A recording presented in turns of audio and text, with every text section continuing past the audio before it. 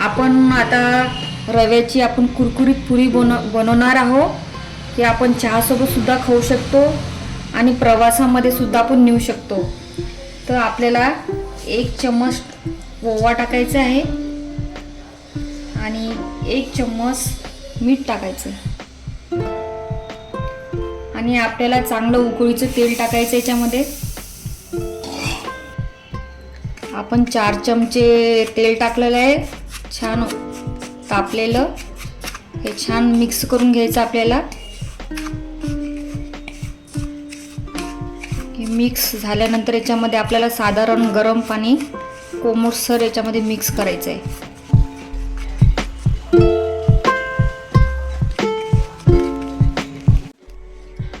हे पीठ आपलं बनून तयार आहे. याच्यामध्ये साधारण कोमट पाणी करून टाकायचं आपल्याला. 15 मिनिटासाठी याला आपल्याला झाकून ठेवायचं आहे. 15 मिनिट आपले झालेले आहे. चला तर आपण लाटू आता. शंकरपाळी करायची आपल्याला याच्यावाले. हे छान आपल्याला समोसाचा शेप द्यायचा याला.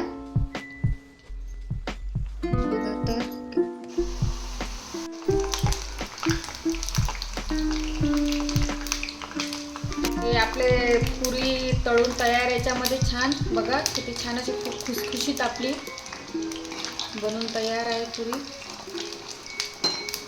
आपल्याला मी मसाला बनवलेला आहे. याच्यामध्ये काळं मीठ लागते आपल्याला, जिरा मसाला लागते, धनेपूड लागते आणि चाट मसाला लागतो. आणि याच्यामध्ये आपल्याला तिखट टाकायचं आहे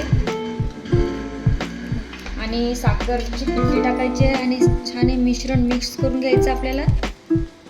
हे आपला घरी मसाला बनवून तयार आहे आणि हे आपल्याला याला हे मसाला आपण याच्यामध्ये टाकलेला आहे. छान मिक्स करून घ्यायचे. बनून तयार आहे आपल्याला खुसखुशीत आपले पुरी.